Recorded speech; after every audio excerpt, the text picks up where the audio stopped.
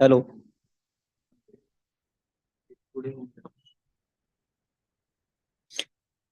ये है PLC host है। आ गया ना? पहले किया था, ठीक है। एकदम बढ़िया। एक नंबर परफेक्ट। अभी मैं अभी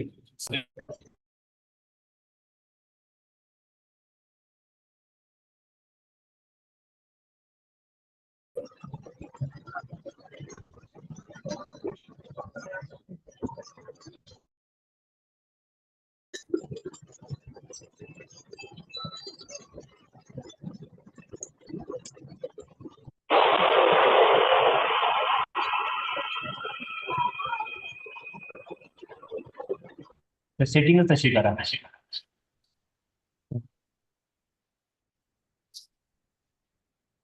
म्हणजे असं जॉईन झाले.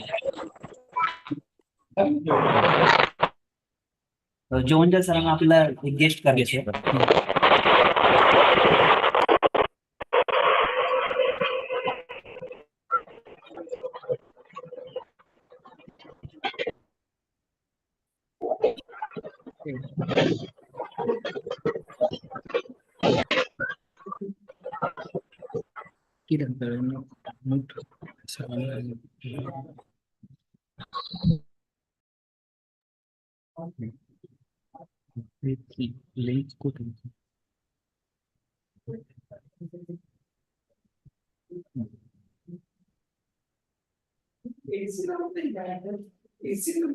हाँ सर.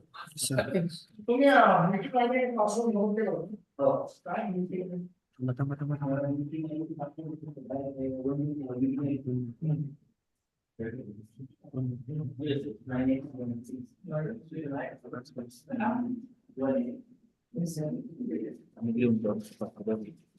ये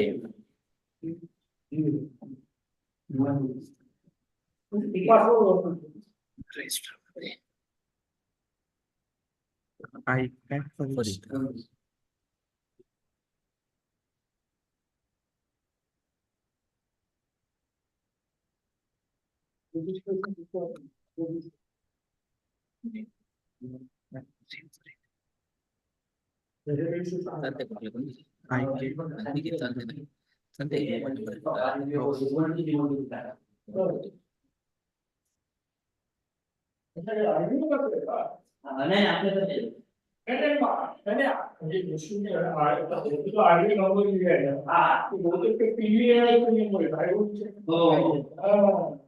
तुम्हाला माहिती आहे का दोन संस्था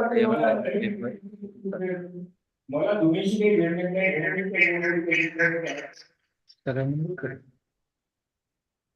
आता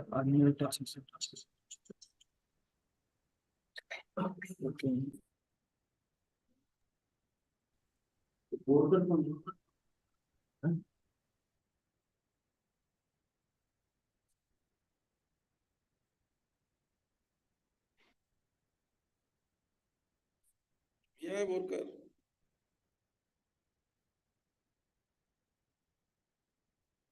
एक बंद करा.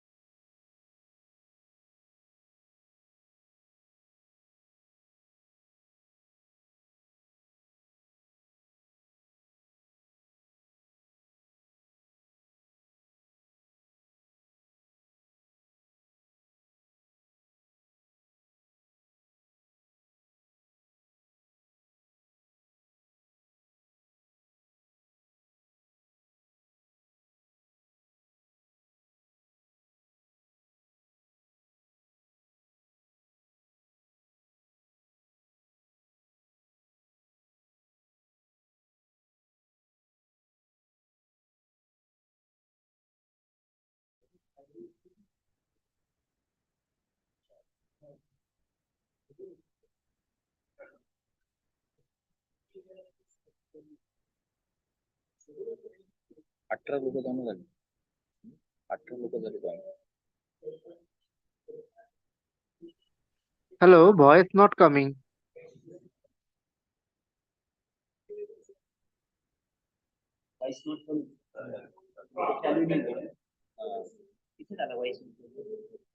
Yogesh talk.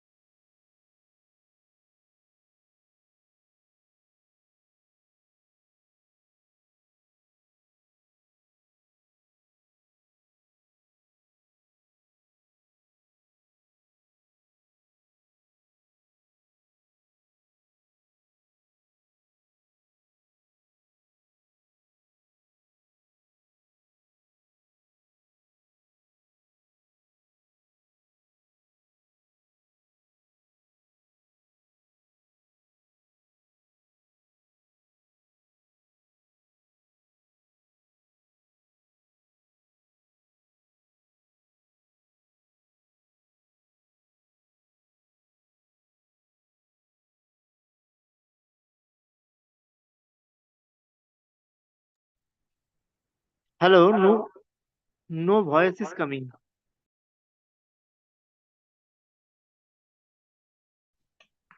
Hello, good evening, everyone.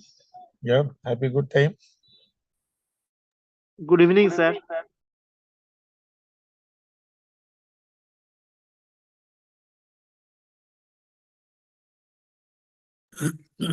तिथं म्यूट ऑल म्हणून Yes, good evening, sir. पण तरी हा जे नवीन जॉईन होतात ना ते unmute होतात. हे असणं आधीपासून काय unmute नाही करत. तसंच करा पार्टिसिपेंट टू अनम्यूट. आता नाही आलं.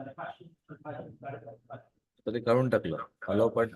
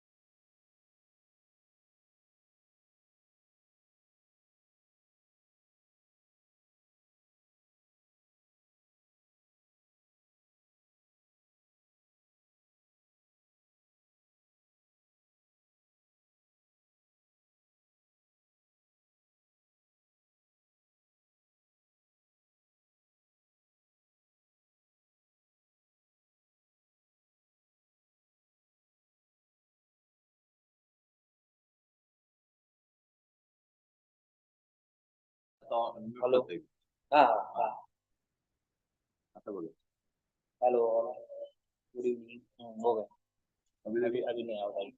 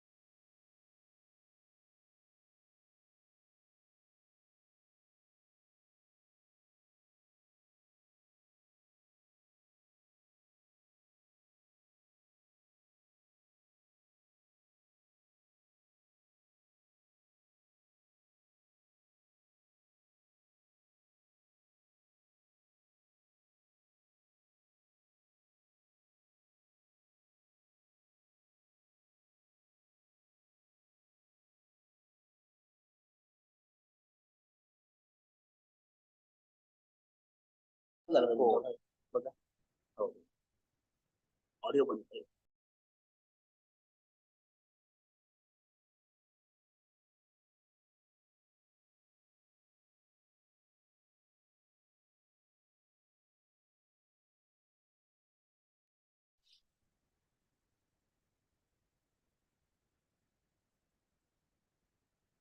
हॅलो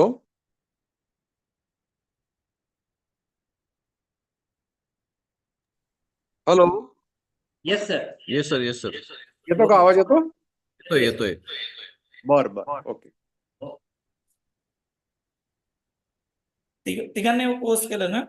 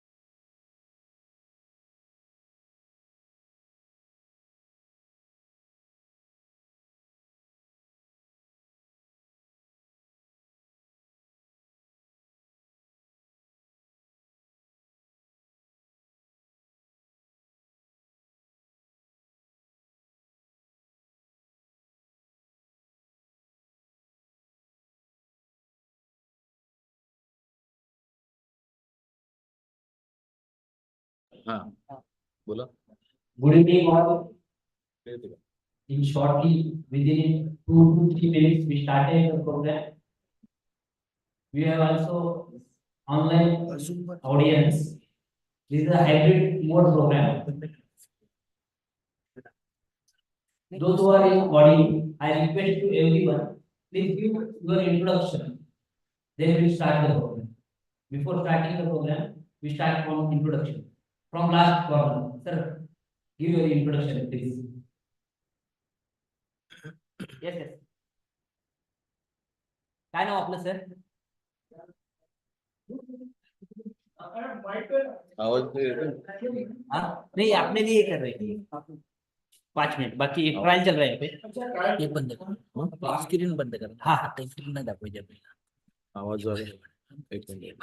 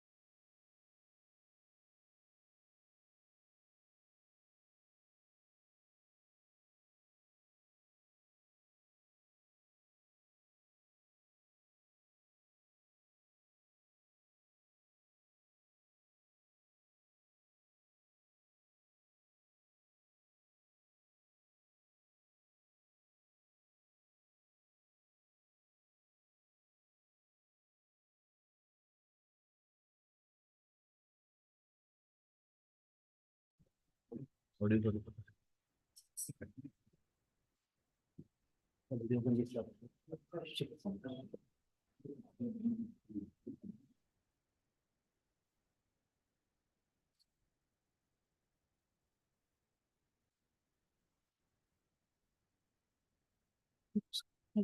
Screen मोठी. हे sharing बंद होतं.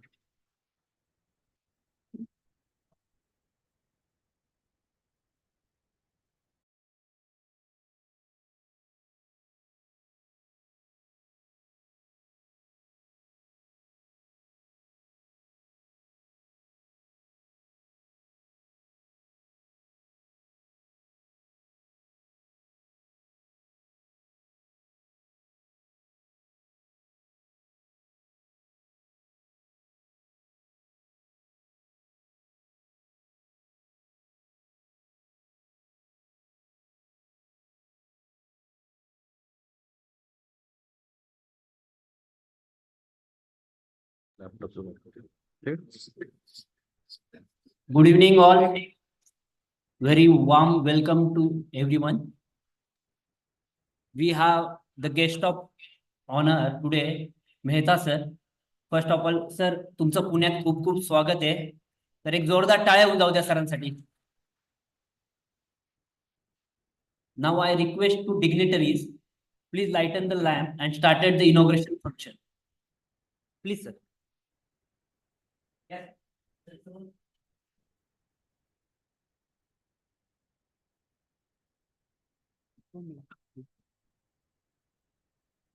बाजूला.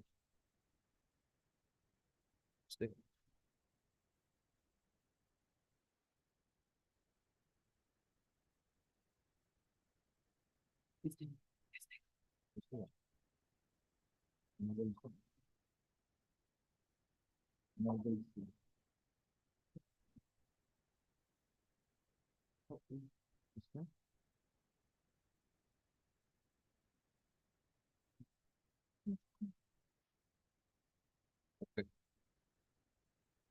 Get up, sir.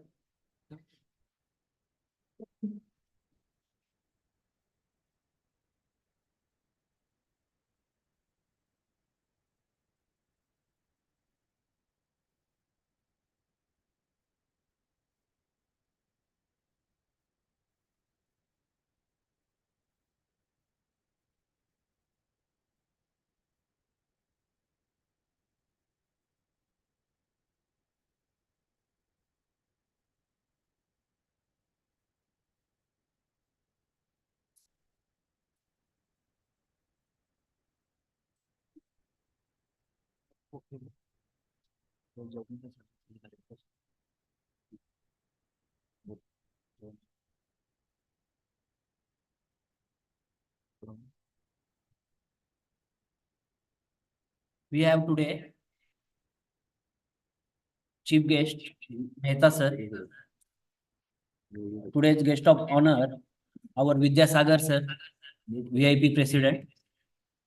Today's our PLC secretary, Dr. Avari sir, and welcome to today's audience. Now I request to our MSc chairman, Engineer Anand Jawanjal sir, to welcome and address the audience. Begin. And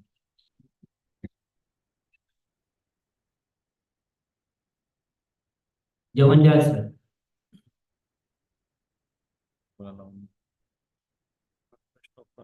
Stop.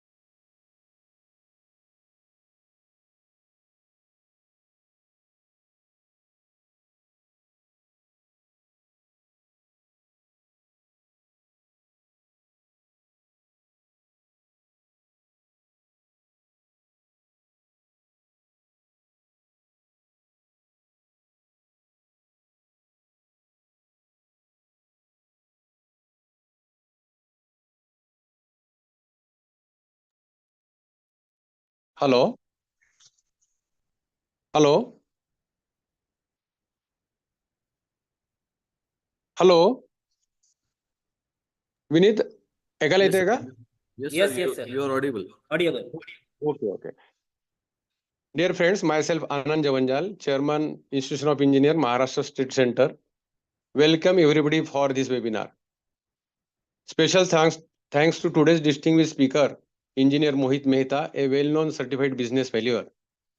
Webinar convener, Engineer Vipin Munot, Divisional Convener, Institution of Engineers, Maharashtra State Center, and his organizing team members, Engineer Vasant Pandharkar, Chairman Pune Center, Dr. Uttam Avari, Honorary Secretary Pune Center, and Engineer Vinod Patil, Honorary Secretary, Maharashtra State Center, and Sri Vidya Sagarji, President VIP India. Today's theme for the webinar is Emerging Opportunities and Challenges in Valuation Sector in India. The subject is very prominent as every property, asset, company need to value properly to ascertain its realistic worth or a fair value of business. In short मराठीमध्ये सांगायचं झालं, एखाद्या गोष्टीची किंमत काय आहे याबाबतचा तज्ञांचा किंवा व्यावसायिकांचा निर्णय किंवा मूल्यांकन. It is expected that today's speaker will focus on newer techniques used for valuation, leading to more realistic way of valuation, so that there will be win-win situation for both buyer and seller. Furthermore, we will also explore the opportunities in valuation sector in India. Thank you very much and best wishes for this webinar. Okay. Thank you, sir. Now we move on our next page. Now I introduce our today's chief guest, Mohitji Mehta sir. Mohitji Mehta sir is a valuation expert. It is plant and machinery. It is a certified business valuer from ICAI, chartered engineer, chartered valuation surveyor, government approved valuer, real estate and infrastructure private equity investment specialist. Mohitji double graduate in real estate valuation and plant and machinery valuation by qualification and globally renowned valuation expert and speaker. Before post-graduation, he acquired Bachelor in Civil Engineering from ELD Engineering, Ahmedabad. Since last 28 years, advising clients across the globe through consulting, advisory, and valuation. Since during his career progression, he was part of CBRE Insignia Group team in project management, valuation, and asset management. He developed global investment expertise in Gulf Finance House and TAIB Bank. Being a director investments, instrumental and investing billions of dollars in various countries, he lead a team of CFA, CA, and MBA finance and chartered surveyor and investment bankers. Attracted by Make in India program and to give back international real estate expertise from boutique advisor firms of value add consultant, being founder and chief valuer. He advises clients across globe and practice advisory consulting and valuation. MRCS Mohit Mehta is a government approved valuer, registered with Income Tax Department 34 AB of Wealth Tax Act 1957 and Section 132 of Income Tax Act Section 77 of Black Money Act. He is registered with IBBI and 247 of Companies Act 2013.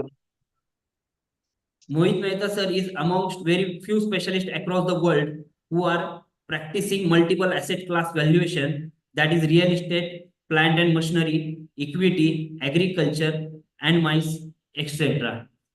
and many more. He got hands-on experience of valuation of hospitality, renewables, commercial real estate, REIT, INVIT ports, maritime infrastructure, shipbuilding, shipbreaking, refineries, insurance companies, sugar mills, oil companies, and many more. Defense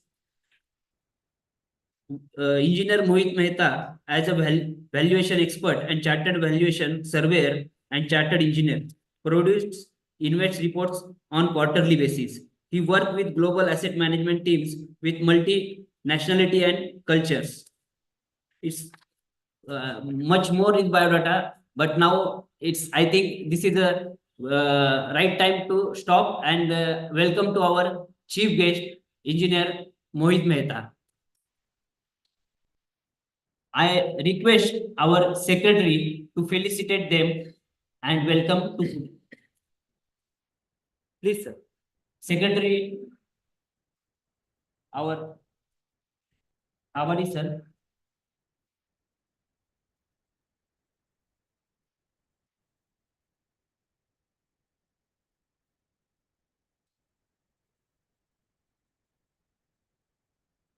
Now I request to our today's guest, Mohit Mehta, sir, to get the charge.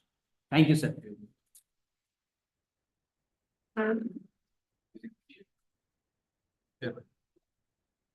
PPT share कर आणि मागे ठेव extreme मागे ठेव mike आहे mike एक mike आहे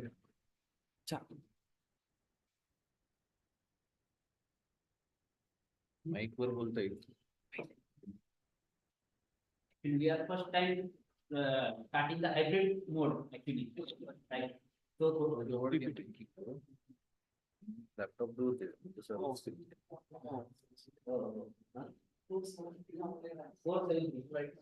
473 जण ऑनलाईन आहेत आता आपल्यासोबत. शेअर केलं साठेजी ते जरा कमी करा. माईक आहे ना हा जवळ घ्यायचा याला मागे घेऊया इथे घेता येईल शेक शेक शेक याला इथे घेता येईल या माईकला इथे घेता येईल हा correct perfect perfect perfect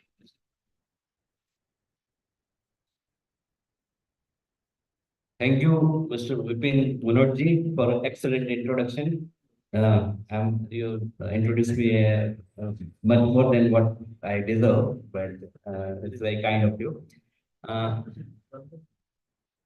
I'm very excited to speak to today's August gathering and attend to Pune. I started my career in valuation by up and down from Mumbai to Pune in 2000. So I really enjoyed coming back to Pune today. Engineer Anand Javanjal, Chairman, Maharashtra State Chapter. Secretary Dr. Uttam Avari, sir. Today's chief guest, Vidyasagar Godbole, sir. Vipin Manojji, and all entire team of Maharashtra State Chapter Institute of Engineer, as well as Pune local centers, and the RVO for today's session, Nandan Dev Foundation. I am very grateful and thank you for inviting me for a new year with a very excellent topic, opportunities and challenges in valuation profession. Hope you all are excited in new year to hear on this topic, isn't it? Yes. Oh, good. Let me straight back. Sorry for some technical glitches to delay in the program, but let me go straight to the topic of today's. Why valuation is needed? I will first give you a little introduction on valuation. Can you please switch off so that they can see the presentation? Background of valuation.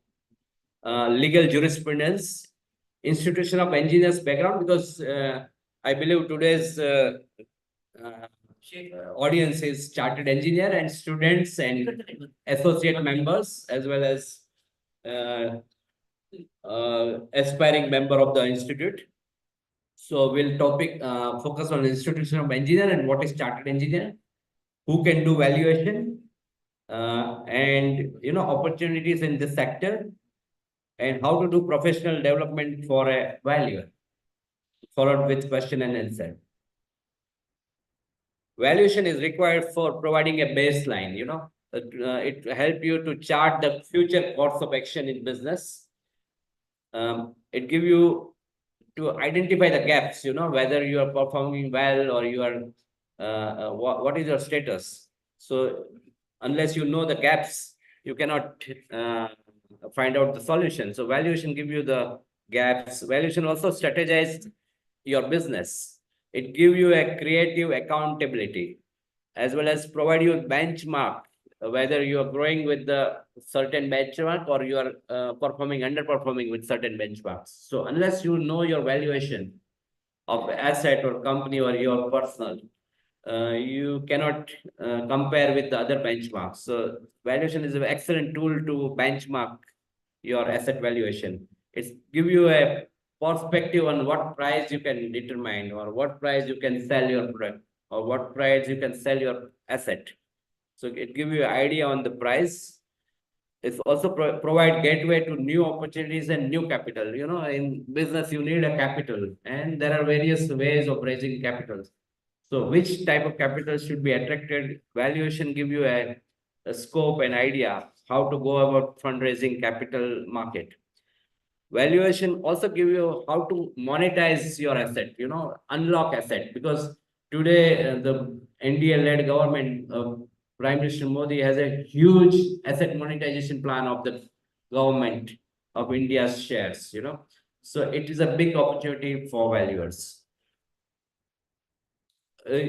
You all know, India is growing with a very excellent speed, and our economy is growing like a rocket.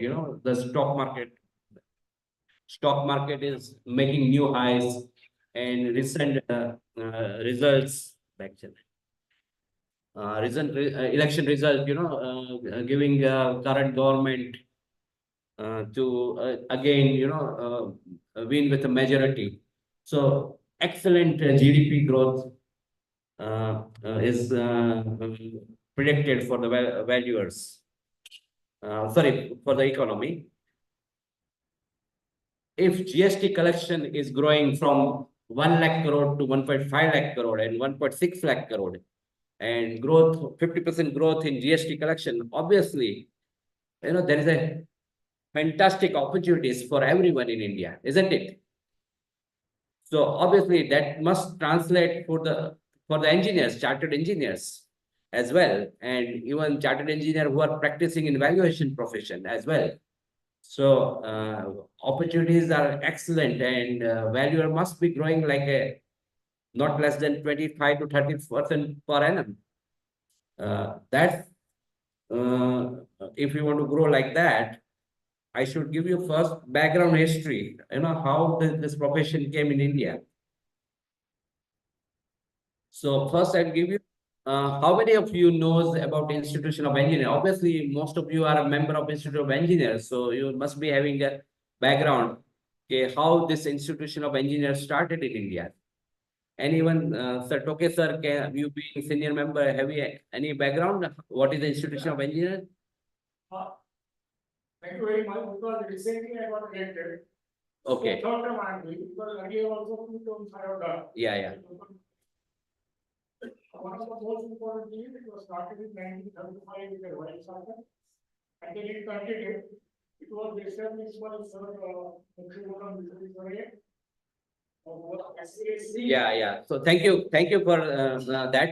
So many of you know that Institution of Engineer, it's a royal charter. And what is the meaning of it's a royal charter signed on 9th September by His Majesty King George V.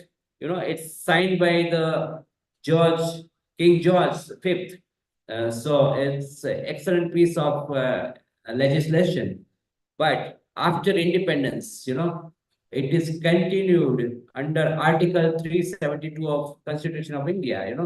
If there is no act enacted by Parliament, this Royal Charter will continue as act.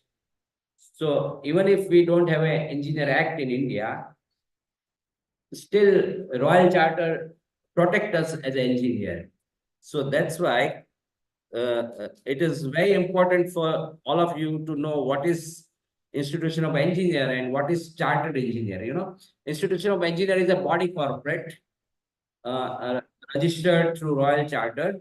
And because we are member, that's why being a member of corporate, it is called corporate member.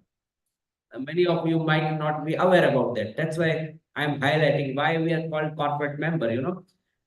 There are several type of membership, fellow member, associate member, corporate member, chartered engineer, so this article 372 give you protection, and there are bylaws. On 21st October 1937, Privy Council in England has approved these bylaws.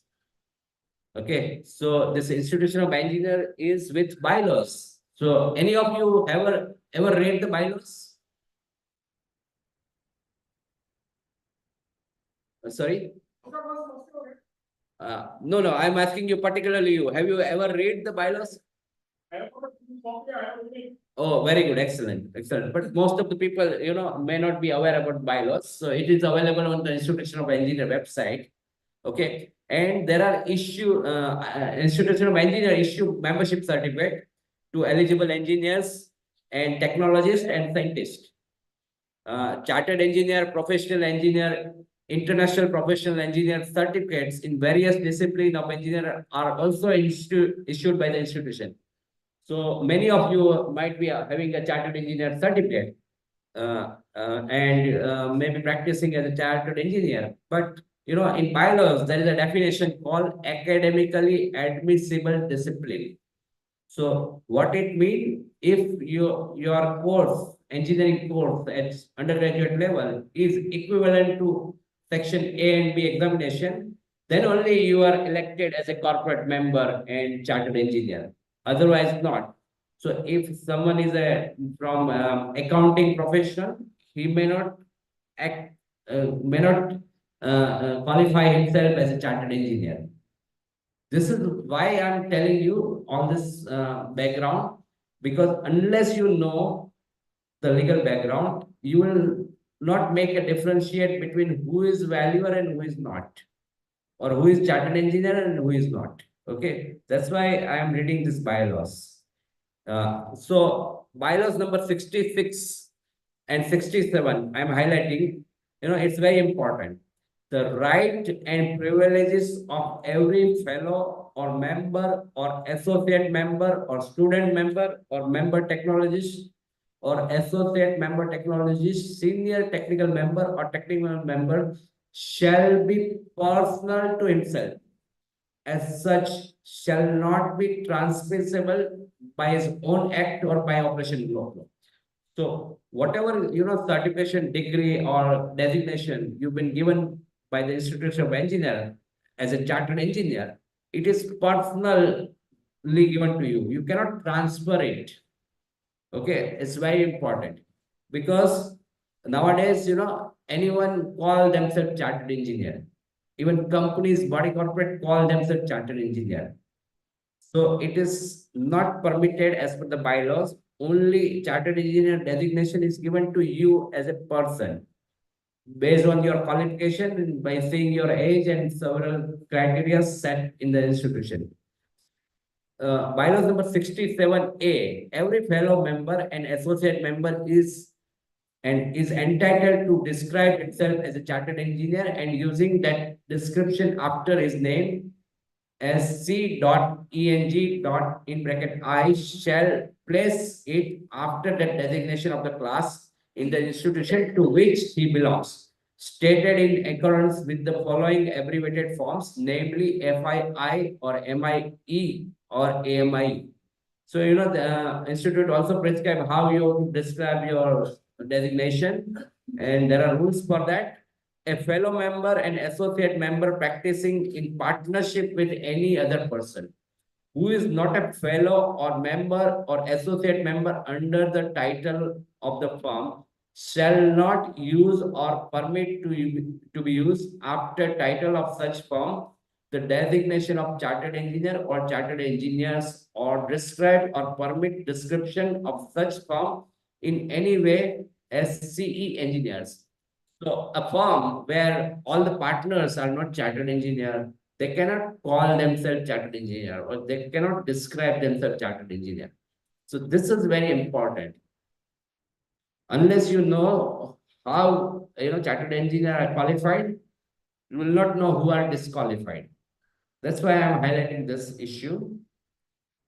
The third point is a fellow member, associate member practicing or acting in a professional capacity under the title or as a director or as an officer or as an employee of a company, whether such company shall be authorized or not to carry on the profession of business of an engineer in all or any of the branches shall not use permit to be used after the title of such company as a designation of chartered engineer or chartered engineers.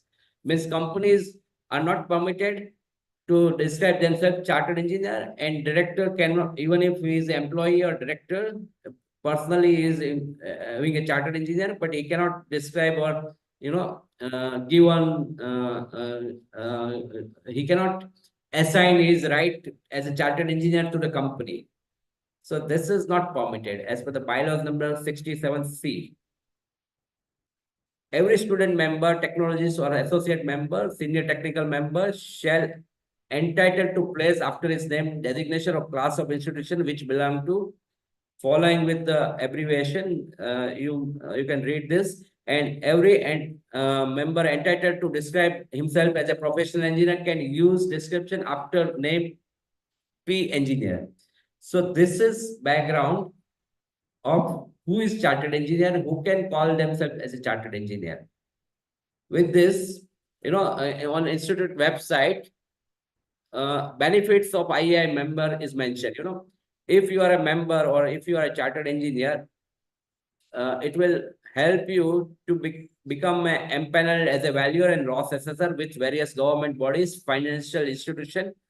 Corporate members are entitled to receive a chartered engineer certificate.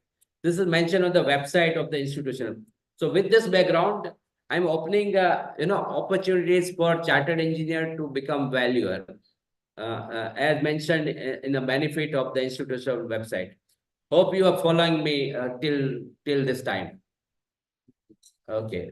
So this background was very important. Unless you know how to become valuer, you cannot understand difference between valuer and non-valuer. So as per declaration of number 16, the Royal Charter 1935, the clause of 69 in bracket 1 of the bylaws, regulation of institution and every corporate member is entitled to use and style of chartered engineer. So this is, I've given background and what are the benefits to become a chartered engineer, and you can, get enrolled with the High Court, original side or central exercise or custom or various other organization as a valuer and chartered engineer. This is the recent advertisement floated by the custom. As per the under Custom Act 1962, chartered engineer are permitted to do disposal valuation, goods which custom want to dispose if the duties are not paid. So chartered engineer are empaneled and enrolled as a valuer with custom, and there is a circular called circular number 7, 2020, dated 5th February 2020. This circular gives, empanelment criteria, and in the circular, even government approved valuer is introduced. So there is a difference between chartered engineer and government approved valuer or registered valuer.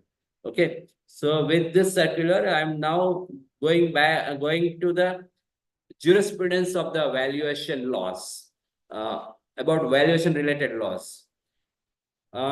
Indian Constitution, on 1950, in 7th schedule, Union List 1, there is an entry number 86 and 87.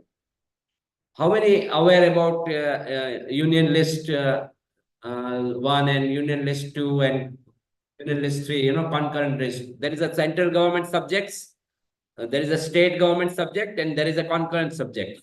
So subject which are related to central government, only central government can make the rules.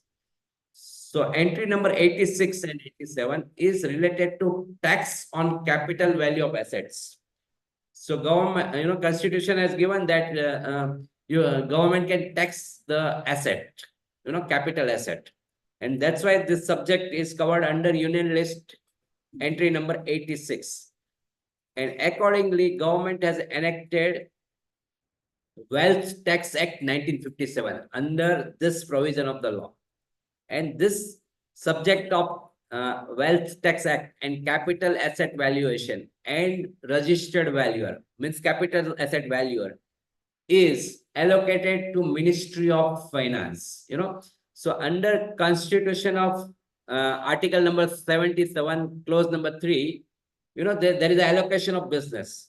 Certain ministry have a certain subject, means income tax department, can levy the Ministry of Finance can have a income tax rate, 30% tax on the corporate tax. Other ministry like education ministry have a education subject, So there are several ministries and already the allocation is given, which subject they can deal. So one ministry which doesn't have that allocation cannot make a rule for other ministry. So this is very prescribed, and this is prescribed under government allocation of business rule 1961. So accordingly, this framework of constitution, this valuer subject is Ministry of Finance. That's why wherever there is a valuation required, anywhere in India or abroad for Indian assets, Ministry of Finance come in picture. And Ministry of Finance has several departments like Revenue Department, Expenditure Department. So this subject is covered with the Revenue Department. Okay. So Ministry of Finance has a Department of Revenue, and there is a there is an entity called CBDT, Central Board of Direct Taxes. They govern the Wealth Tax Act, and valuers are governed under Wealth Tax Act Section 34AB. So coming back to the 1920 Royal Chartered Engineer, and there are provision where Chartered Engineer can do the valuation. Moving towards transforming towards the Section 34AB of Wealth Tax Act 1957. So before 1957, government also enacted Estate Duty Act 1953. Okay, so in estate duty, they if someone die and there is a transmission of asset to successors, there was a estate duty, and estate duty to the tune of the asset value, 85% of the asset value. There was estate duty. So in determining the estate value, there was a valuer called approved valuer introduced in Estate Duty Act 1953. So where this government approved valuer word coming from? Now have you understood? It is from the Estate Duty Act 1953. Okay. So because it is approved valuer and approval is given by the income tax department, it is called government approved valuer. Otherwise, there is no such definition as government approved valuer. It is only approved valuer. So why everyone is using government approved valuer? Hope you all got the background today, isn't it? Now this Estate Duty Act was repealed or abolished, and Wealth Tax Act 1957 introduced. And there they have permitted this approved valuer automatically transferred as a registered valuer under Section 34AB with Income Tax Department, who were already having a approved valuer designation.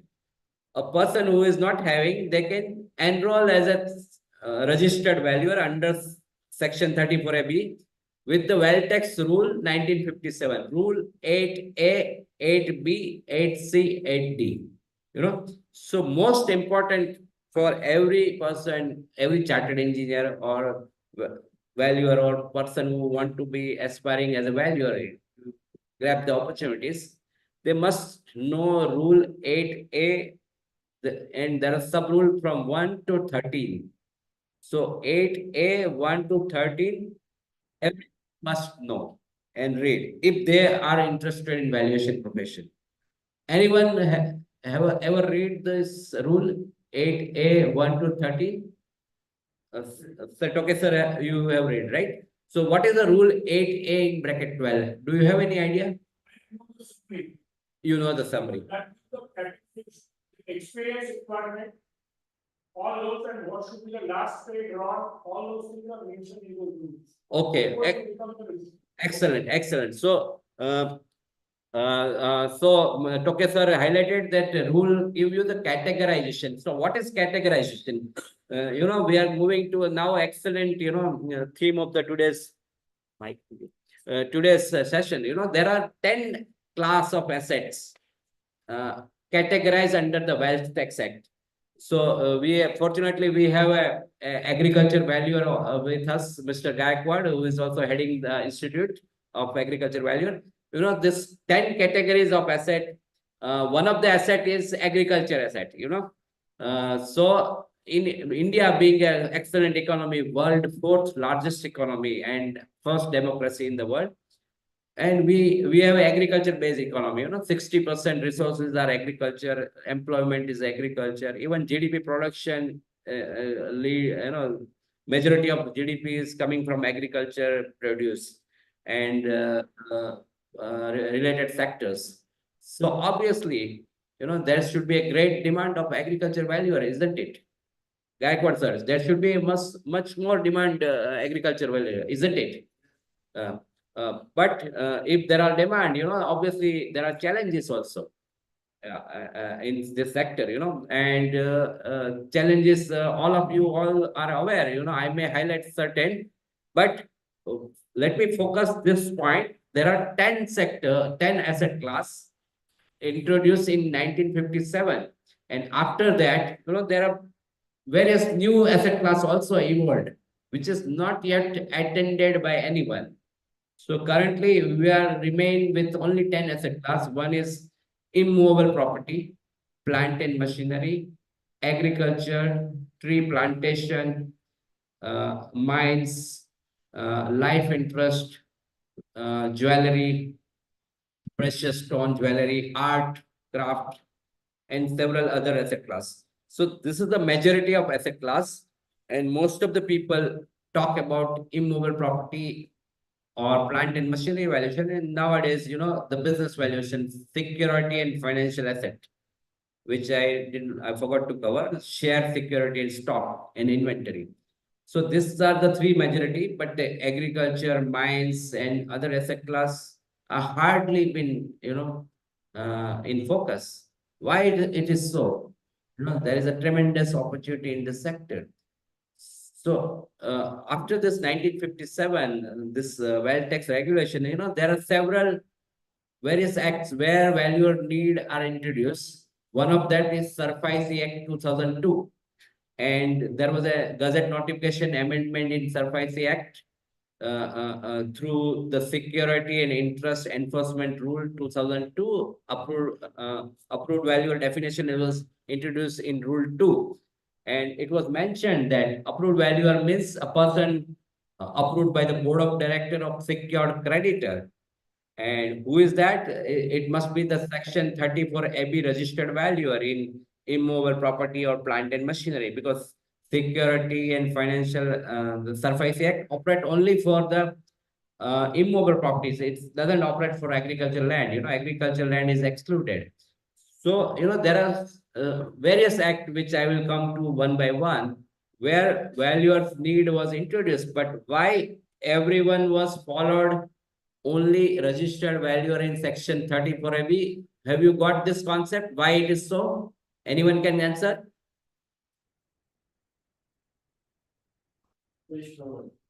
Because allocation of business rule 1961, it gives only Ministry of Finance power to make rules related to capital asset valuation and capital asset valuer. So no other ministry can make a rules for valuer, only Ministry of Finance can do. So this subject is already governed. So once the subject is governed, that has to be followed by all other ministry, on all other department and everyone, all Indians, all citizens. So that's why when there is a concept of valuation is required by a capital asset, every time you will find only 34 AB registered valuer. And there are changes, latest changes, which I will come back to soon in the next slide. But now you got the concept why every time 34 AB valuer are prepared, because this subject is with Ministry of Finance. So chartered engineer role, which was defined in earlier days in Custom Act and others, is replaced with this scenario. So even though you are a chartered engineer, you can do the limited extent valuation, but if you want to be with financial institution under SARFAESI Act, you have to become a 34 AB registered valuer in particular discipline. It may be immobile property or plant and machinery. So hope you got difference between chartered engineer and government approved valuer or registered valuer. Now this SARFAESI Act, is operate for secured asset. What is secured asset? It is already defined under Security Interest Enforcement Rule 2002 in definition rule number 2 and rule number 1. So secured asset means a asset mortgage and noted its charge in the SARFAESI website. There is a called SARFAESI portal. So if any bank or financial institution mortgage and create charge on the asset, and it is registered with SARFAESI, then only it is called secured asset, and then only the bank is called secured creditor. And this secured asset of secured creditor can only be valued by approved valuer under Rule 2 of Secured Asset Board of Director and Panel Valuer, who is 34 AB registered valuer under Wealth Tax Act. So no bank can engage valuer who is not registered under 34 AB for particular discipline, maybe immobile property or plant and machinery. So with this background, there are several 10 asset class, but various legislation only cover to particular asset class, not the every asset class. And not, in valuation, this 10 asset class has a rule 8A, which describes the qualification. For share evaluation is a chartered accountant or company secretary or cost accountant. For art, who is a director of a museum. For agriculture, a person who is qualified in agriculture.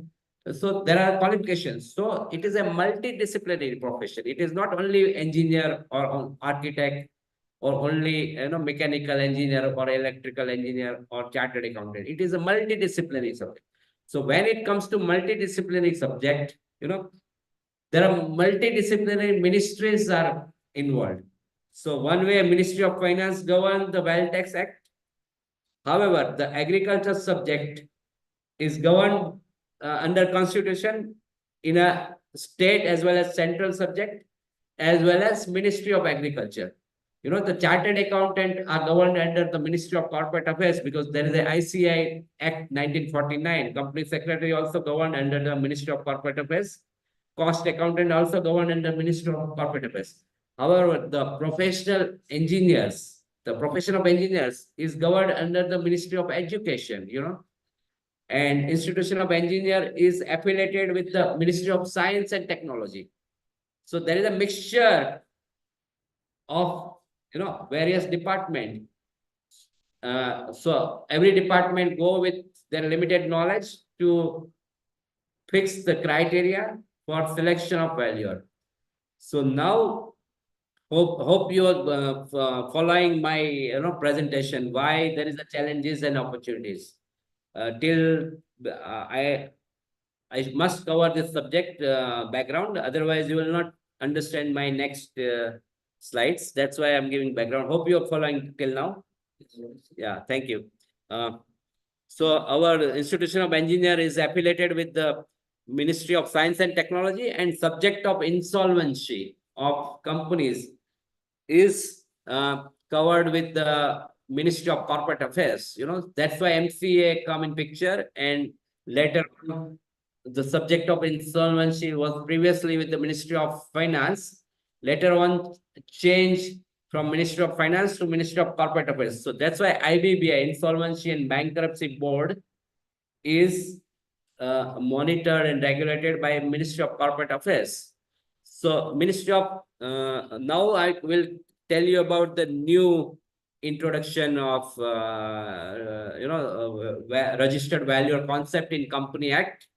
Company Act was enacted in 2013, means with effect from 2013. There was a section 247, which was talk about registered valuer and who should do the valuation and all this. But it was not implemented at the time of 2013 because there was a idea behind with the government that they must bring some changes to registered valuer definition, which is already covered under the subject of Wealth Tax Act, Section 34AB, and Wealth Tax Act Rule 2 in bracket O, in sub rule AAA.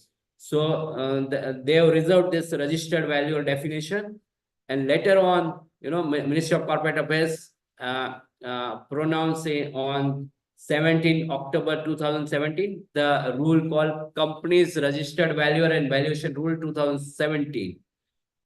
This was brought a excellent change in the valuation industry, and valuers who are operating in this profession. And this brought a huge opportunity for valuers who wanted to become either newly registered valuer or already practicing.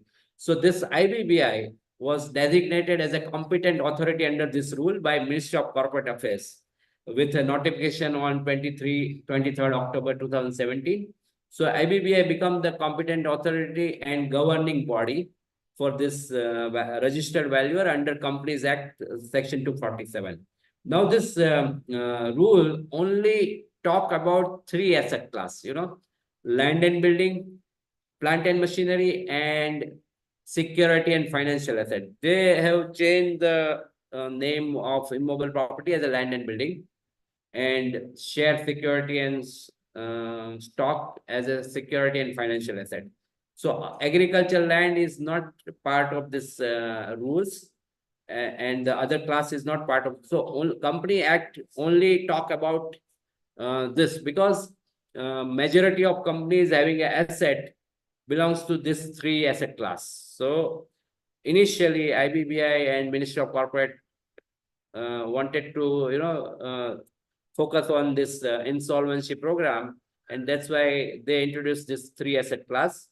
And they introduced the examination. Anyone want to become a registered valuer, they have to pass the exam. And they introduced the 3-tier legislation. What is 3-tier legislation, 2-tier legislation? Any idea? If you, sorry.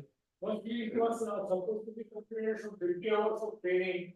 No, that I'm coming. I'm asking about the tier 1, tier 2 regulation. So you might have heard about NPS, National Pension Scheme.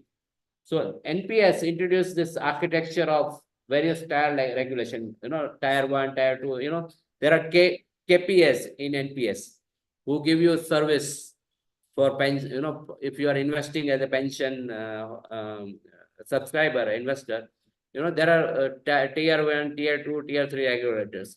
Similarly, this IBBI, brought this concept of multi-tier regulator, and they introduced concept of RVO, Registered Valuer Organization. So today's session, one of the RVO called Nandandeep Foundation. Sir उन्होंने कहा कि सबको बोलो कि camera on रखने के लिए वो एक certificate And in between, I request every participant to keep the camera on for recording their presence and for issuance of certificate of CEP.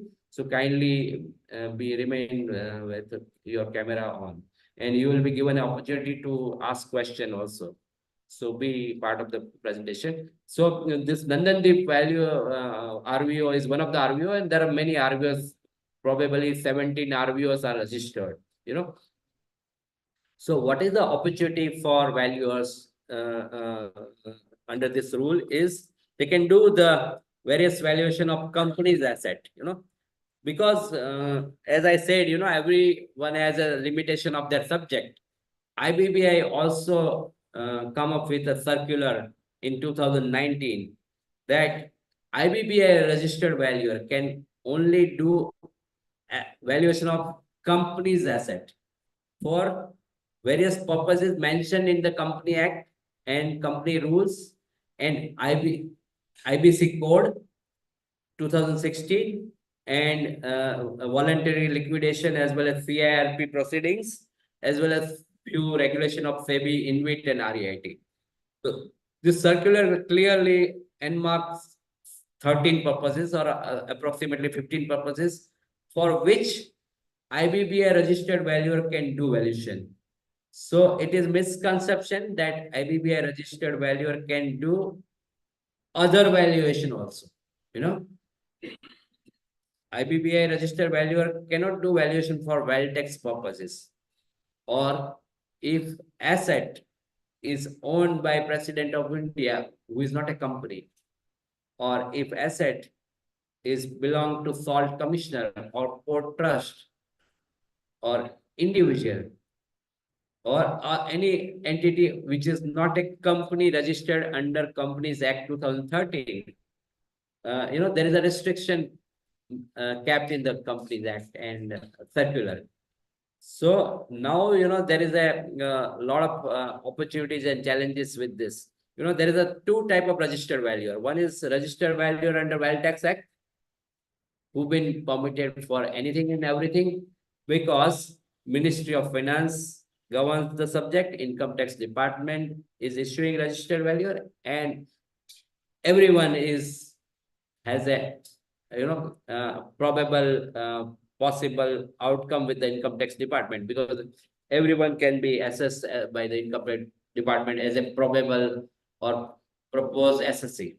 So this 34AB give you a full opportunity to work for any type of valuation which has an income tax impact. It may be income tax or capital gain tax or depreciation related issues or Wealth Tax Act or Gift Tax Act or several, black money. There is a Black Money Act 2015 where section 77 or 76 give you registration as a valuer, and there is a Benami property and PMLA. And recently, even Income Tax Department introduced section 132, where they are enrolling again the valuers for various class of valuers for valuation under form 6, and they are giving DAN number, and this is latestly introduced. So now you will get a broad idea who is chartered engineer, who is government approved valuer, who is registered valuer in particular asset class under section 34AB. Then again, who is registered valuer under Company Act. Now, for Company Act, you have to pass the exam, and before passing the exam, you have to appear 50 hours mandatory course training program.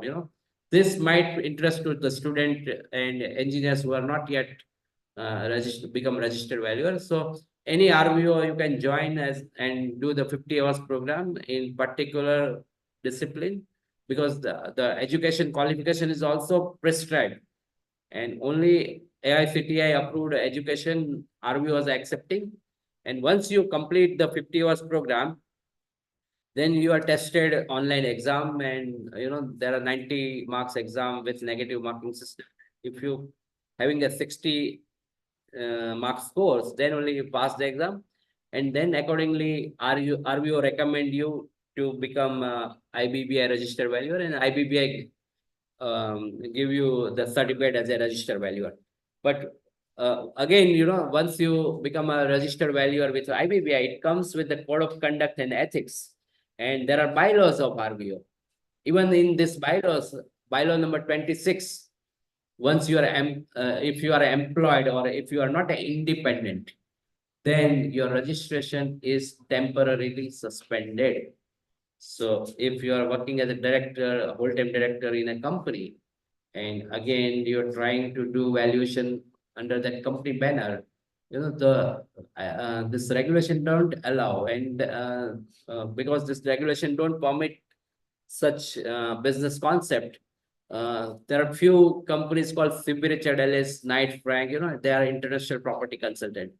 They approach Delhi High Court and they file a writ petition, Union of India versus Cushman Wakefield, Phoebe Richard Ellis, Knight Frank, JLL, and the IBBI contested and filed their affidavit and argued. Court has issued, Delhi High Court has issued in February 2019, maybe January 31st or February 2019, a verdict, and they said that subsidiary of body corporate cannot register themselves as a register valuer entity, because they wanted, IBBI and MCA wanted to protect this as a profession, not as a business. And there is an independence and conflict of interest concept.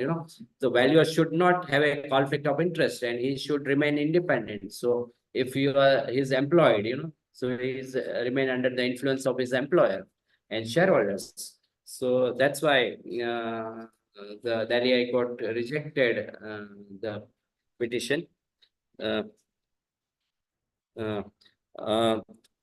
So hope you got this background. With this, there are three approaches in valuation. Most of the valuer over here are aware, and students may not be aware. So I will not go deep in this because this is an introduction of challenges and opportunities. But broadly, I will tell you that there are three approaches: cost approach, market approach, and income approach. And according to the type of data you have, you can choose the approach. And companies are restricted under Section 34AC of Wealth Tax Act, which I forgot to mention, but it is mentioned in the slide. That's why I'm repeating. Once you become a registered valuer, there are tremendous opportunities. The stock market having a lakhs of crore market capitalization. There are large cap companies, Nifty 50 companies, small cap companies, startup, SME companies, micro and small enterprises. Everyone need valuation. And even Indian Accounting Standard 2015, they give you a list of assets which compulsory need to be valued every year in March 31st. So there is an investment property where property which is rented and which is not a core business, it needs to be valued at fair value as per the Indian Accounting Standard, probably number 40, every year. So once you are a company registered valuer, registered with IBBI and also Wealth Tax registration, you can approach all these listed companies. Accordingly, there is a big disinvestment program going on by Government of India. And Government of India through President of India, owned the huge portfolio of stock, which is listed company as well as unlisted company. Any idea what could be the President of India portfolio? Any valuation idea? How much? Any idea? Before market was up, it was 31 lakh crore. Before, this stock market highs few months back. So President of India owned the ONGC, State Bank, Bank of Maharashtra, State Trading Corporation, Concor, you name the company. And there are a lot of unlisted companies, which is either getting merged with the other companies or getting listed or under asset monetization mode, means under sale or under leasing. So government is continuously actively doing restructuring in the government companies. It is called CPSC, Central Public Sector Undertaking. It is also called PSU, Public Sector Undertaking. Also, there is a state government public sector undertaking. So there are several ministries, several departments, several authorities, several companies, several body corporates, urban local bodies, port trust, commissioners, everyone need valuation. There is a railway, there is a port trust, there is a LIC, the court, tribunal, DRT, and obviously NCLT, everyone need valuation. So that's why, the all Yeah, this was very much understood, like, that we don't know, but this was the figure which was coming. No, this is not railway, listed companies. Only listed companies, not the railway. Unlisted, no one knows the figure. So this, there is a tremendous opportunity, but every opportunity come with the challenges. So I heard all the IBPI registered valuers, they are not getting the assignments. They are saying that we registered last 5 years, but we yet to get assignments. So what I suggest that you have to remain positive in adversity. So every lock manufactured with a keyhole and key. Have you find any lock which is ever manufactured by anyone without key? No, right? So obviously every challenge has a opportunity and problem as a solution. So unless you know this background and problems, why you are not getting assignments? There are several government department every day need valued services, and they plot so many tenders, and they don't find valuers. Even one qualified valuer to bid for the tender in entire India, population of 140 crore. So one way the draft valuation bill mentioned that India need more than 1, 2 lakh, 3 lakh valuers. And other way, the registered valuer in IBBI is less than 6,000, and with wealth tax less than 15,000, and unregistered valuer not more than 25 to 30,000. They are saying that we don't have a work, or our fees are very low. So why it is so? Can anyone give me some solution? Yes. So what you are trying to say that people who are not qualified to remain as a co-valuer, they are actually serving this sector. That's why people who are qualified may not get opportunity, isn't it? We have enough time, no? So, okay. So that's why to know the qualification is most important, who is qualified and who is not qualified. So unless you discriminate, second is called 90% of the business that comes from the national banks for valuation when they are doing the. that we will cover in the question and answer. Let me just, because we have a less time left. So first we cover the topic. So, what are the opportunities? Enemy Property Act require valuers. DRT require valuers. NCLT require valuers. High Court need valuers. Benami property, income tax department need valuers. Black money, income tax department need valuers.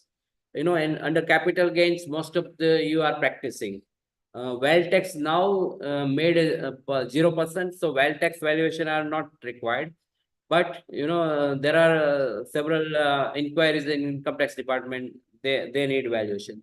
Even financial institution, banks, for loan purpose, they need valuation. For mergers and acquisition, for sale, lease, unlocking of real estate, unlocking of asset monetization, for insurance, for means profit, for there are hundreds and thousands of purpose for which you need valuation. There is advisory companies, there are consulting companies, there are big fours, there are IPCs, and there are mid-sized companies. There are so many different type of structures under which a person may be calling himself as a valuer or advisor or consultant or any other name.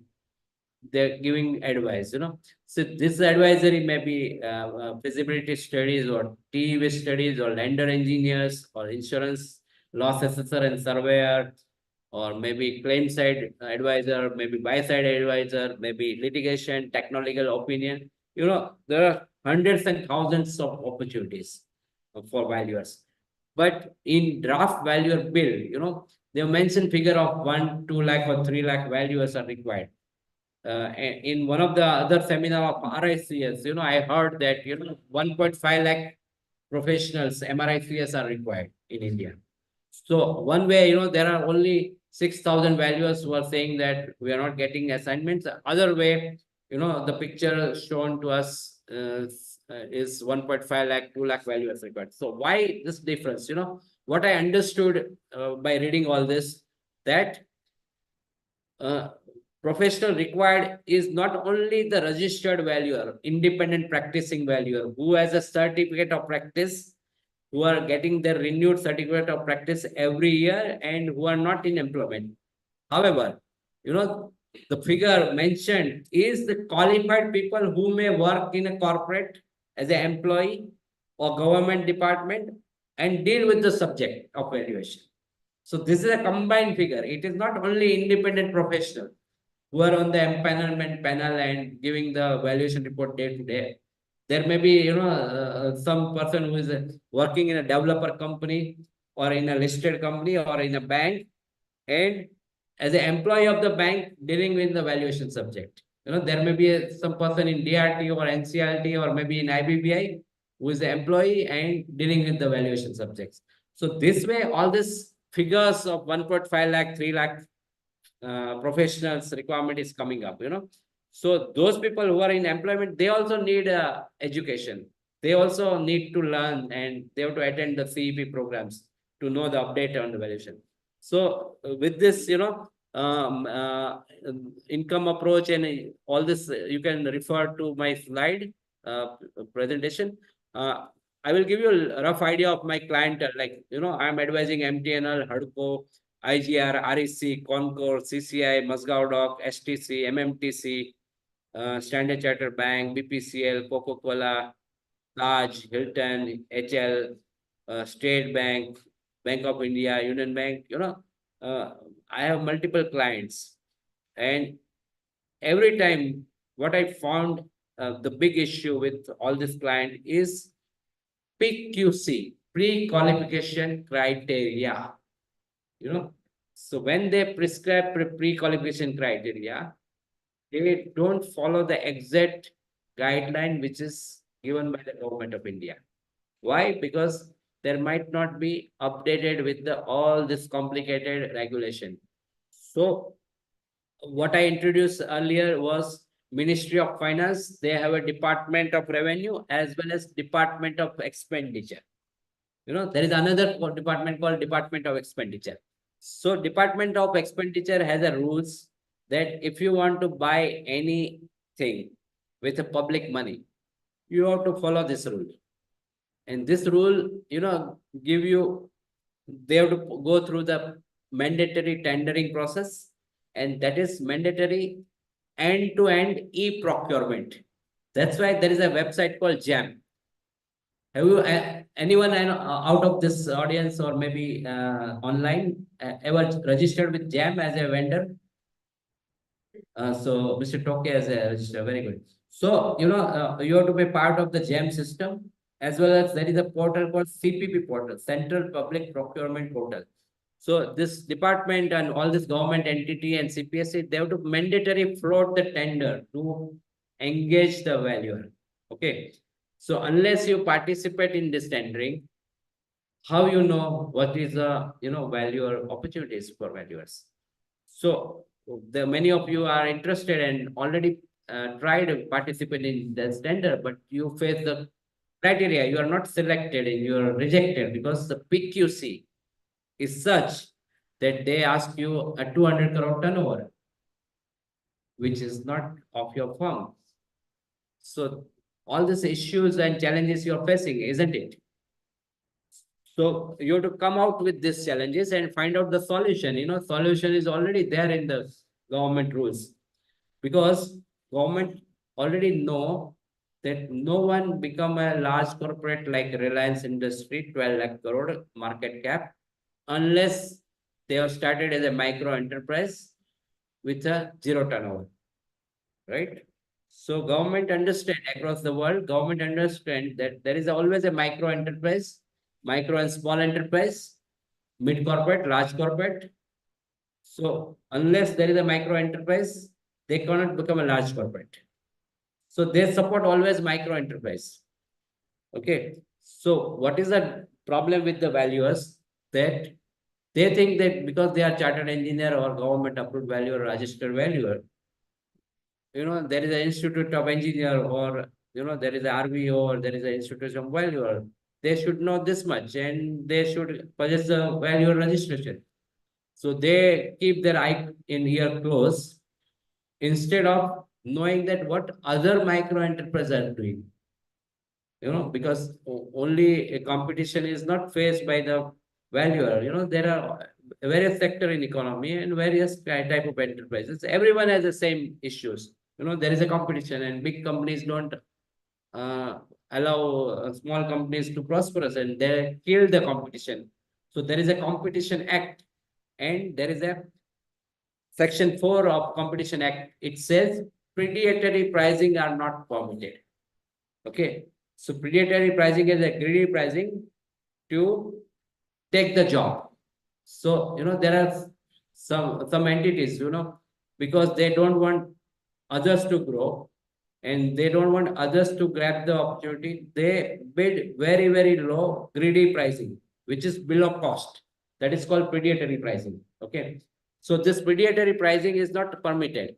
So that's why there is a rule: abnormally low bid and abnormally high bid are not allowed. They are disqualified. So unless you know the disqualification rule, you cannot understand between the right person bidding the valuation fees and wrong disqualified person bidding the fees. So whether and you blindly follow them. If someone bid less, then you instead of telling them he is disqualified, you follow even lower than that person. That's why in financial institution and banks, there is a already fee prescribed under Rule 8C of Wealth Tax Act, which is prescribed by the Parliament and amended in 2009, which is mandatory. All the financial institution has to follow. They cannot deny that rule. They cannot upper cap fees at 50,000 or 10,000 or 25,000 because the rule doesn't permit upper cap. It gives the percentage scale of fees to be, for the valuers. So, and there is a prescribed form Rule 8D, which says that reports should be prepared in a form 8D. And there is a declaration, part 3, which clearly says that valuer has to personally inspect the property. So now, the question is about the demand and supply of valuer. So there is a shortage of valuer, like Wealth tax registered valuer is less than 15,000. Out of that, there are many of them are not active and retired, maybe due to age or certain issues, or maybe in employment. And there are, this 15,000 is mix of the 10 asset class. So many of them may not be immobile property or plant and machinery valuer. In IBBI also, there are less than 6,000, or I don't know the latest figure, valuers. So one way, there is a no supply of valuers. However, the valuers fees are going down. Why? Because valuer has created a supply of valuer by engaging outsourced third party subcontracted unskilled person to perform valuation job. Okay. So instead of going personally, which is mandatory, even in IBBI rule as well as in wealth tax rule, which is the only two piece of legislation till now to govern the valuer. Both clearly says that valuer has to personally inspect the property. So by doing the creating multiple, team of employees or team of outsourced third-party person to inspect the properties. Valuer has created a supply of unskilled, unqualified person and wanted to do the volume of business. Okay, volume of assignment. But they forgot that this is not a business, this is a profession. And the registration given to them cannot be assigned to anyone. There is no power to assign their uh, doing valuation and signing report to third party. They have to personally use their knowledge, experience, expertise for undertaking valuation. So if they do so, there is no supply. Because if you want to do valuation, if I'm present today in Pune, I cannot do valuation today in Mumbai. Okay, so one valuer is short in Mumbai today because I'm giving a lecture today in Pune. So if you follow the rules, there is a tremendous shortage of valuers, and soon the shortage comes. Obviously, fees will go up because fees already been upper capped by the rule 8C. So you cannot charge, fees shall not exceed the rule scale of fees prescribed under rule 8C. That is been piece of legislation already introduced by the government in 1950s, 1971, followed by the 2009 amendment. You cannot charge more. At the same time, fee shall not exceed means fee shall be equal to that fee schedule. So you may not charge less also. So you have a very good professional fee possible because asset value are growing. There is a multiple crore asset value. Even in plant and machinery sector, there is a big opportunity in scrap valuation because government has now mandatory introduced the criteria to dispose of the scrap instead of keeping them for years. So all the normal valuation and various concept under Indian accounting standard and IFRS and IVS, there are inherent scope for a large country like us. So there is a huge opportunity in valuation sector and challenges as well. But value has to set their mindset like a growth mindset, like everyone other has. No other sector in India or abroad, are having a negative mindset. They have a growth mindset, so they increase. Recent example of truck drivers, strike. Soon they found that there is a professional hazard. They have, called for the strike and told government that we cannot accept this. So if there are professional hazard in valuation sector, you have to highlight and you have to tackle this unless you have a positive mindset and unless you tell what is right and what is wrong rather than just complain that financial institution and bank is doing this. There is no solution.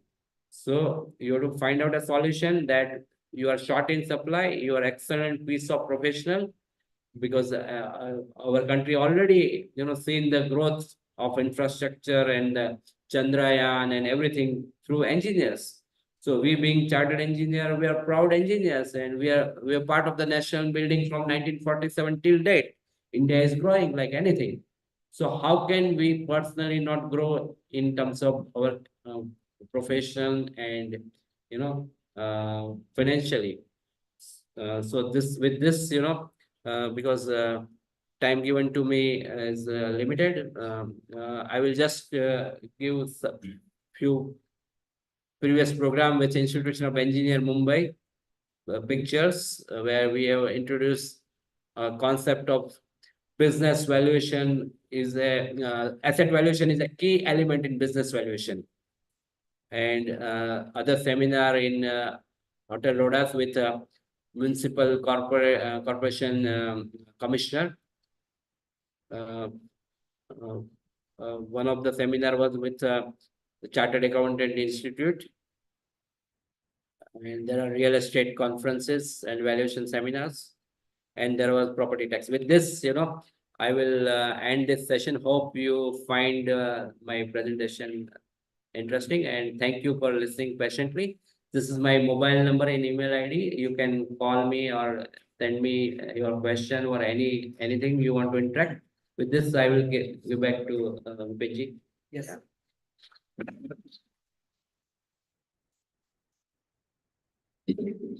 Thank you, sir, for such a nice presentation.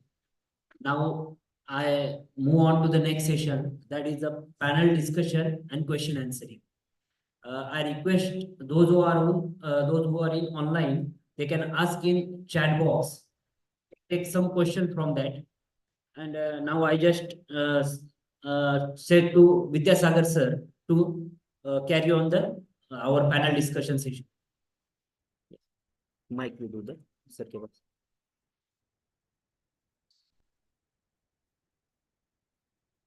और एक mike लो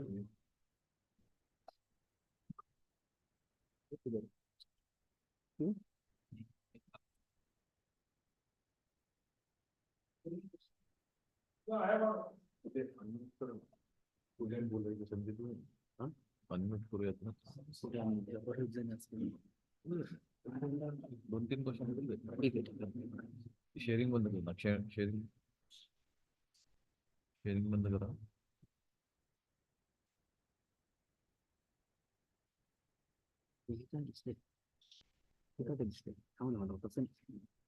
बरोबर आहे. Okay करा. एक minute.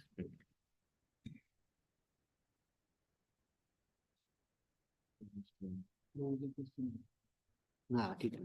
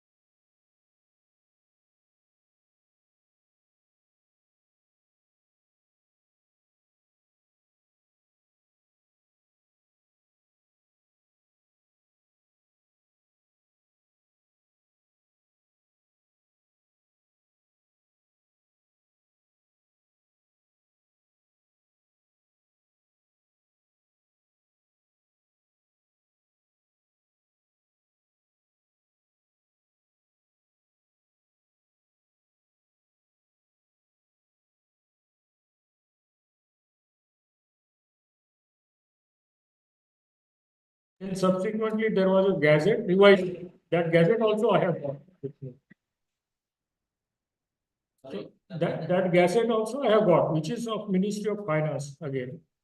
But again, banks in their internal circular to the lower staff, they give another chart which does not match with that gazette. Now, when we go with that gazette to the bank people who are trying to give us a business, they say we will follow bank, our head office rules, not the Ministry of Finance or the gazette. Who rules this? That is the Government of India or bank head office. Sir, I have given background because there is a constitution, there is another question of business rule, there is a connected act, there is a concerned ministry. You want me to come there?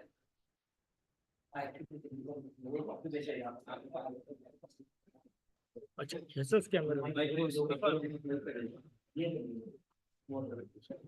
ऐसा wait camera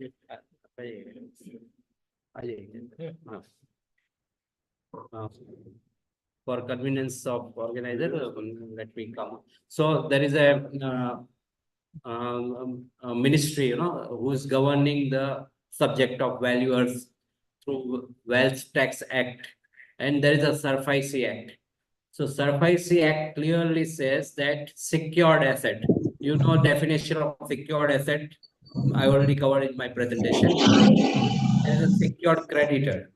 Who is bank? Bank is secured creditor. Okay, so bank is following security interest enforcement rule 2002 approved valuer definition in rule 2. That's why they are empanelling person who is registered under section 34 AB by board of director resolution. Okay, they are not keeping anyone as a valuer. They are mandatory keeping approved valuer as per the definition of security interest enforcement rule 2.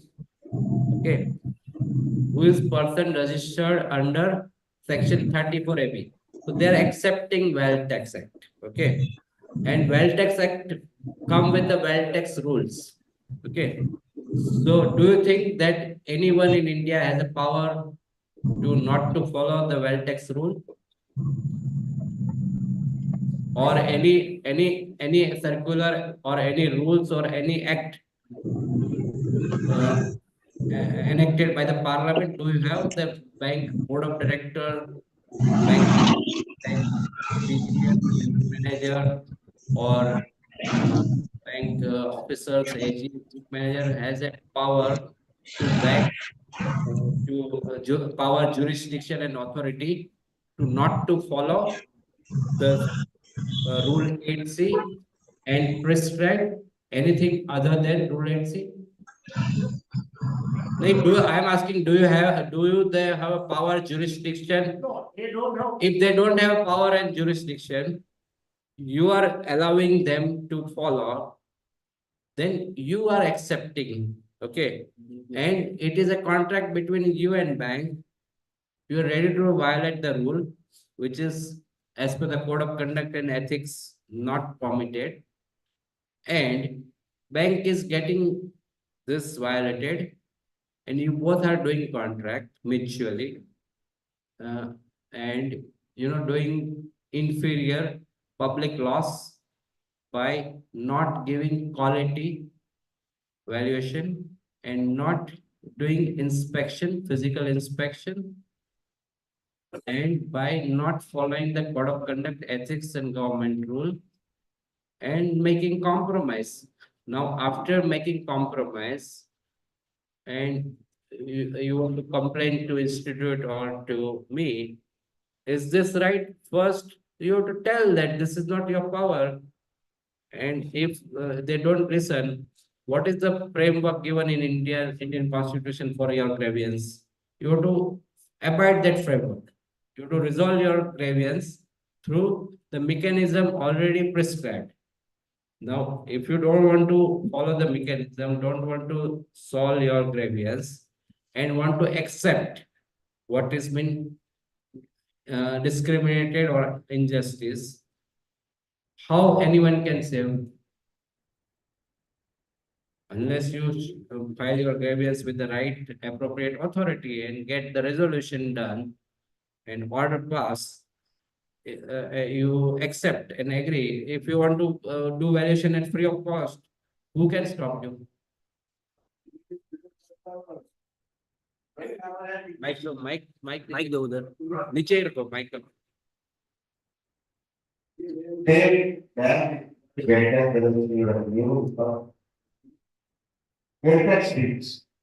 Well, actually,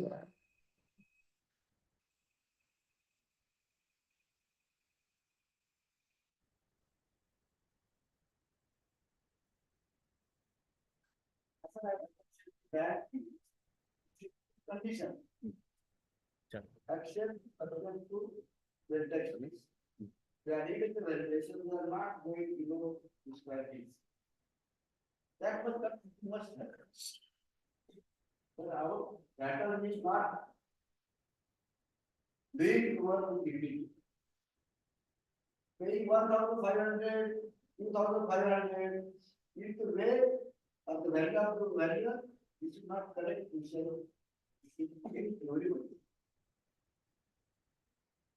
Yes, correct, sir. Chaliye, sir. Yes, correct. What you suggest is the valuers should keep their self dignity and follow the code of conduct and ethics. And in IBBI, code of conduct and ethics, they already also mentioned about the fees. that valuer should charge fees as per the quantum of work and as per the professional standards and should not compromise. So they have kept it generalized, and in Valtex it is clearly scale of fees is prescribed.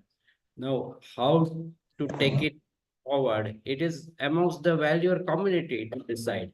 If valuer community is happy with the what they get, then if they are breaking the rules, then Competition Act should come in play, because government has clearly mentioned that abnormally low bid are not accepted, abnormally high. So abnormally high definition is already prescribed by giving ceiling in the Valtex fee schedule, right? Now, what is abnormally low is below cost. So unless you tell the Competition Commission and Ministry that this fee schedule is below cost, and for that you need a proper analysis of the fee. It may be whatever way you want to analyze, and unless you prescribe that 99.99% discount on Valtex fee schedule is abnormally low, or whatever percentage on XYZ prescribed fee schedule is abnormally low. The user are not bothered because user are not actually paying the fees. They are transferring fees to the borrower, and borrower are being a affected party. They want to engage person who give them convenience valuation.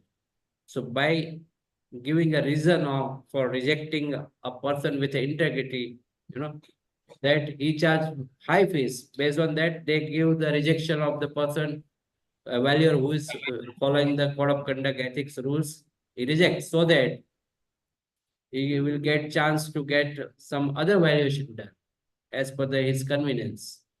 So all these issues are to be put properly with the and deal day-to-day basis. There should be monthly meetings. If we say once and then we forget, that cannot be the approach. Everything revise every day. TRR ratio, RBI revise, interest rate bank revise. So there is always a update and revision according to the market. But in valuer case, they just want to issue the report in a hurry within the prescribed turnaround time, and they're ready to and willing to compromise. Then it is up to them to what they can do. Yeah, next. Bike was. Challenges of all over India. Single challenge. But for I, challenges are very aggressive. We solve categories. They charge. Hello. There are some vendors, they charge only 50,000 for Russian competition, some vendors 60,000, some are given 47,000. Same assets are not, our vendors are not putting problem. It is challenges are that's what I have. This is due to our peoples. Yeah, challenges are within us, not for outside of us. Participants are asking PPT presentation. I think the institute will share you through link. And regarding valuer bill, valuer bill are not yet subject of the committee, which parliament committee, not yet formed. So I doubt there is any topic called valuer bill under the government plan. Rest will be answered by IBBI or RVOs who are daily liaising with the concerned person. I have no further idea, but how a draft can be for the valuer bill, unless it is, there is a mandate from the from the government. And the other questions, yeah. Excuse me, sir. Sir, excuse me. Yes. Hello, sir, excuse me. Chartered engineer. Practicing engineer. What is the advantage of being a chartered engineer? Practicing as a value. That I already covered in the presentation. You know, if you are a chartered engineer, if you are a chartered engineer and if you want to practice value, you can have valuers, work assignments. That is the advantage. And you are rewarded with the professional fees for doing value. Another Hello, so if they sir. Can an architect become a chartered engineer? become a registered value. Sorry, I missed that question. Girish Raju, Raju, Hello. I registered with land and building. So is there, I am eligible to value agreements after become registered value. No, you cannot do valuation of agri land. It is subject covered under different category. I think category 2 or 3. Category 2 under Land Tax Act. And in IBBI, they haven't classified agriculture value yet. It is only land and building value, which is non-agricultural. For which tax registration, how many years experience in completion is required? Our industry experience is more than 25 years and valuation experience is 2.5 to 3 years. Then we can get well tax registration. Yeah, probably yes, because you need a 10 years of experience, but you have to justify and satisfy that what experience you got is related to valuation activity. But if you have done postgraduate course, then you need only 2 years of experience. Okay. Another one, sir. As currently I am working in one of the company that is a Dattatre Shinde asking the question. How can I approach with what required step? I am having chartered engineer and AMI certificate. You want to approach to whom? For as a valuer, practitioner valuer. He has a chartered engineer and AMI First member. get Can I registration ask a question? because unless you are registered, you are disqualified to approach as a valuer. Once you are registered, you seek empanelment with various authorities, which I already mentioned in the presentation. You can go with the banks and financial institution and courts and tribunals and various other authorities. I know one. See, in one case, one of the sugar plants, they had mortgaged the land to bank, which was agricultural. Okay, now the sugar plant became sick. Now they referred it to IBM. Now IBM does not categorize agricultural valuation. Now can I simply value that agriculture? No, see, in IBBI rules, it is very clearly prescribed that there are 3 asset classes: land and building, plant and machinery, security, and financial asset. Now this sugar mill is going through CIRP process, and may later on may go for liquidation. So in both case, valuation is required. So RB will appoint 3 valuers. One is land and building valuer, second is plant and machinery valuer, third is security and financial asset valuer. 3 separate values. Okay, and those valuer, land and building valuer, will engage agriculture valuer as an expert for doing agricultural land valuation, and they will give the combined report by mentioning this expert person name and his expertise and registration and whatever they want to mention, clearly prescribed, and issue the joint report. Well, there is another problem. See, under Maharashtra Agricultural Land Act, whatever is the agricultural land belongs to farmer, that cannot be acquired by the bank. They cannot bank. Yes, there is a act, yeah. Withdraw. No, there's not problem. No, what is the problem? They cannot be acquired by bank. That's fine. So what is the problem?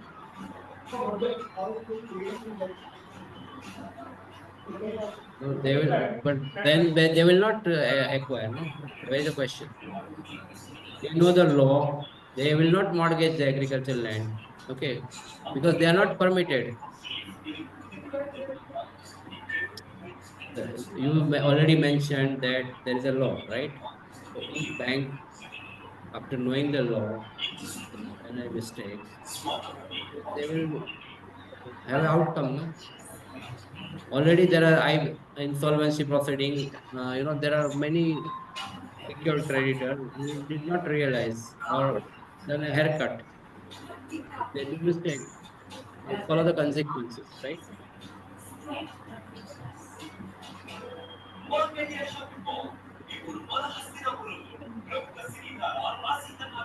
For the yes, not see, there is a difference. So now again I will tell you the new concept. There is a difference between registration and empanelment. Okay. So registration can be only given by the competent authority. And competent authority only prescribed through act of parliament. There is a gazette notification that CBDT is a competent authority. Income tax department, CBDT is assigned to income tax department. So now income tax department is a competent authority. In case of Ministry of Corporate Affairs Company Act, they have prescribed IBBI as a competent authority. So only competent authority has a power to give registration. Okay. So there is a difference between registration and empanelment. So anyone else cannot register. They can only empanel. Okay. So SURFICE Act, who is the user, banks and financial institution, what they can do, they can empanel you. They cannot register you. Okay. They can empanel you. So every time anything you say or tell or read, you have to understand difference between empanelment and registration, difference between competent authority and non-competent authority, difference between qualified person as a qualified valuer and unqualified valuer, disqualified valuer, difference between secured asset and non-secured asset, difference between company asset and non-company asset. Unless you know all the terms clearly, you will remain confused, and because you are remain confused, entire India will remain confused because you are advisor to them. They are your client. The government of India is your client, and you, because you don't know anything, they don't know anything. So that's why this presentation was given to clarify the concept. Yeah.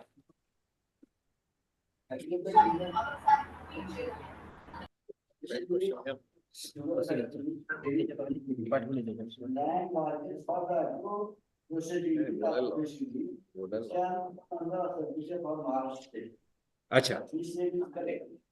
No, he said it cannot be acquired.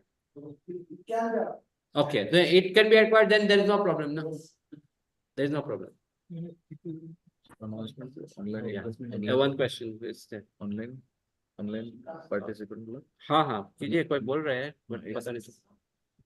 Hello, online participant, you can unmute yourself and ask the question, please. One more question.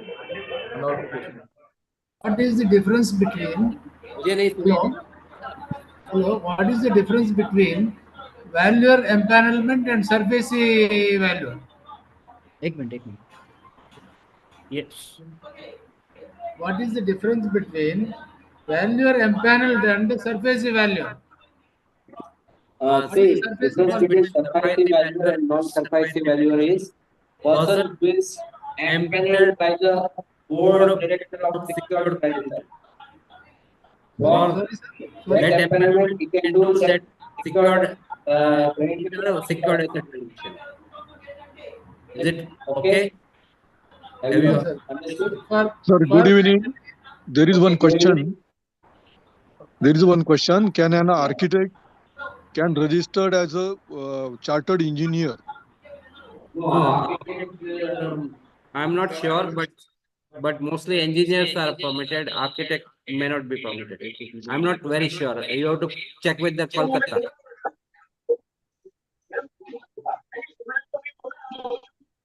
Sir, excuse me. Sure. Hello. Sir, I'm having one question. Yeah, tell me. Yeah, I'm a registered valuer with Nandadri Valuer Foundation, NVF. So recently, while empanelment, we are facing one problem is that, sir, uh, for the corporate companies or hello, Yeah, tell me. hello, sir. Yeah, I'm listening. Yeah, sir. What they are giving is that they want the valuer empanelment, but what they are saying, they are going to give a preference to the entities over the individual valuers. So then what the individual valuers will do? Everywhere I am seeing that in corporate or in public sectors also what they are saying that preference will be given to the entities. Preference will be for the entities or the organizations. So though at that time individual valuer will be somewhat difficult. I understood your question. I will tell you guys. Just a second. I understood. Prasanji, they may be telling you orally the preference in company registered valuer valuation rule 2017. There is no discrimination between company registered valuer entity and individual. If individual is registered for a land and building asset class, and if registered valuer entity as a land and building asset class, both are having a equal competence as per the Company Act and rules. So if someone is discriminating, you can highlight this issue, and I will write, and we will get it sorted out. They cannot discriminate it between entity and this. And I've done so many such instances, where the preference was given, and we have either get it modified or cancel those appointment or those tenders. Yes, sir. Sir. Hello. Yeah, we are listening. Tell, sir. We are listening. For 34 AB registration, how many years experience is mandatory? I have 10 years. total 25 years plus experience in industry, and in valuation field I have only 3 years experience. Then I Already can given apply for answer. 10 years. Already given answer for this. 10 years. Sir, I am IBBI registered valuer also. So can we get any After chance qualification and to register early? 10 years. With this, I'll hand over to Vipinji. I will convey report to this. Sir, regarding, sir. Hello, sir. Sir, regarding, so surface qualification, I have not clarified. Can you please explain it once again? No, RP cannot appoint 34 AB, only ABB registered. So how to get registered in James portal? Thank you, sir. Now we are our session, that is a concluding session. I request to our honorable secretary to give a vote of thanks.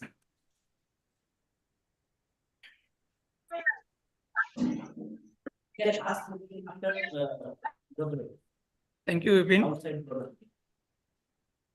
On behalf of Maharashtra State and the Pune Local Center, I, Dr. Uttamari, take this opportunity to present the vote of thanks for today's technical talk on the emerging opportunities and challenges in valuation sector in India. First and foremost, I would like to thank today's speaker, Engineer Mohit Mehta, for taking out precious time from his busy schedule to grace this occasion. I would also like to thank valuer Vidyasagar Godbarle and Chairman Maharashtra State Center Engineer A.W. Javanjal and the other members of the Institute of Engineer Pune Local Center for providing such a platform to conduct the various activities. I would like to extend my profound gratitude toward the convener of the programs, Engineer Vipin Munot, and participants. At last, I thanks to PLC staff for this arrangement. Thank you.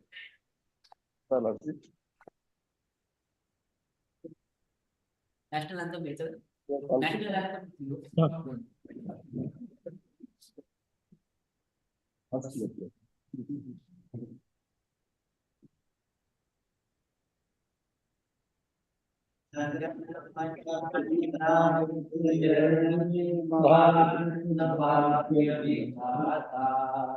Punjab Gujarat Maratha Karavali Utkal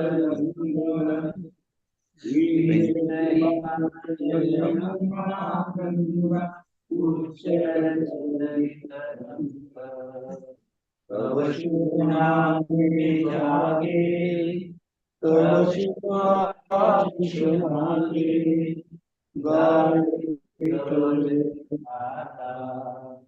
Jana Gana मंगलदायक